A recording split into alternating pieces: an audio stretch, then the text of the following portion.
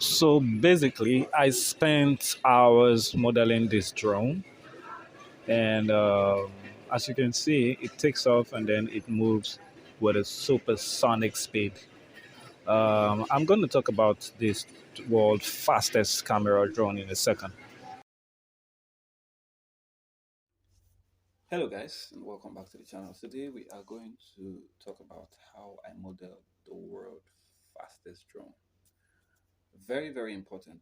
Um, this was not my idea. All credit to the owners of Red Bull and the drone company. I am not paid to do any advert for anyone. I just saw the picture online and then I picked interest.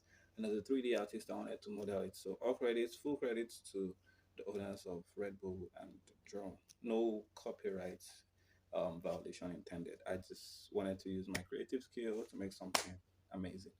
And if they don't like it, if the owners of Red Bull don't like the video, just let me know so I can just delete it. But I kind of think it's cool because I drink Red Bull a lot. So I was just going through my Instagram and then I saw the video of the world fastest drone. Like that drone is so fast. Do you know how fast an F1 is?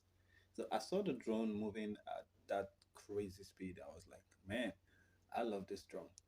And then later on in the day, I was scrolling through my Twitter, that's X, and then I saw another video of it. Like it keeps popping up.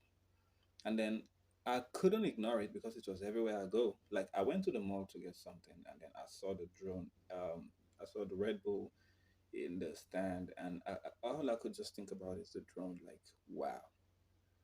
Okay, so when I got to the pay point where I was supposed to pay for what I bought, I saw Red Bull again. Like, is this a sign for me to model this? So I just picked inspiration. I was like, okay, let me just try to model this drone. Quickly, let me tell you something about this drone. This drone is the world fastest drone. Like, it's the world fastest drone. It is powered by T Model 580 Pro. Like, and it's 100 and 1900 kV, and it reaches up to 300, I think 300 or 350 kilometers per hour in just 4 seconds. Like this thing is supersonic in 4 seconds. Like it just go boom boom.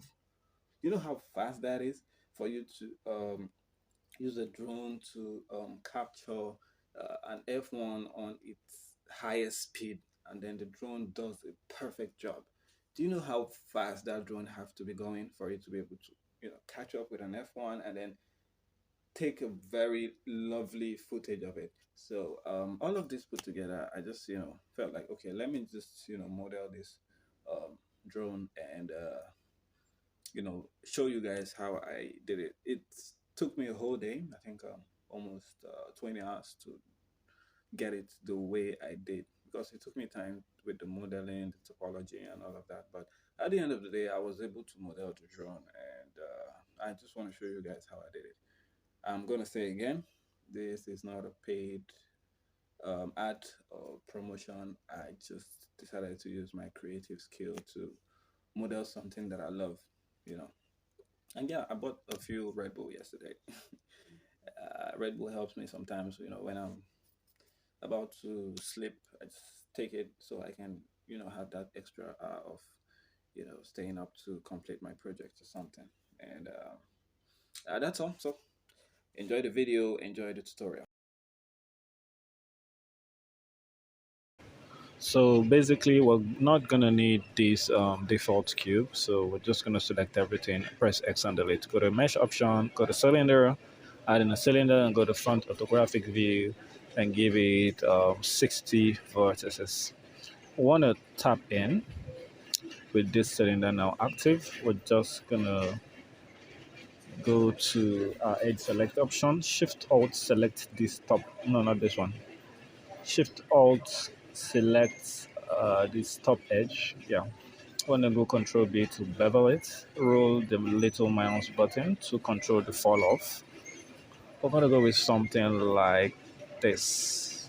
You want to make sure these have a lot of vertices, a lot of topology because we're gonna be using a Boolean operation on this. So We're gonna tap in, add in some loop cuts here, roll in your little mouse button, so increase, and then this is fine. We're gonna add in UV sphere. This is what we're gonna use to carry out the Boolean operation. Sorry. So we're gonna scale it. Go to your right orthographic view and G, and just place it slightly there. I'm going to import a reference image so you see why we're doing this in a second. So with this now here, placed here, we're going to scale it down like about this much, something like this. By no chance are we trying to be 100% accurate with this one. We're just doing our creative scale. So let's go to our modifiers, add modifier, and give it a Boolean modifier. Click on the eyedropper and select the sphere, and then apply the modifier. Now, what we want to do now is scale down this sphere. You see that there's a cavity created by that modifier, by that Boolean modifier. We want to use this same sphere to cut out another cycle at the top. I'll show you in a second while we're doing this. Just move it up, GZ like that, something like this, or we can even move it higher, just so we'll get it accurately well. Go to your left view and in wireframe GZ, and then we have this. And okay, so we want to do the same thing. Go to your modifier, generate, go to Boolean, give it Boolean modifier, click on the eyedropper and select the sphere again. And then you apply it as well. So we want to select this sphere now and you know, just delete it. We're not gonna need it for now. So this is what we have, right? We have Boolean operation on this, and this is gonna mess up our topology and our vertices, and we'll need to correct that. So let's tap in. First of all, let's delete these faces. Now with these faces deleted, what we want to do is go to our select everything, go ahead and give it a subdivision surface modifier, and let's see if that works. You want to go down, select this face, and delete. Now, looking at the topology with the subdiv modifier, you see it's kind of messy. It's not um, topologically accurate to leave it this way. But you can get away with this if you're in a hurry. You just want to quickly model a drone. You don't care about topology. You can just continue from here. But I do care about topology, so I'm going to turn off that modifier and let us correct. Let's clean up this topology, right? Let's clean it up. So what we're going to do is we're going to select the verts that are not relevant and dissolving them, and then correcting the ones that are relevant so as to get a very nice topology. So I'm going to speed up the process from here. So when we're done with this, then we can continue. So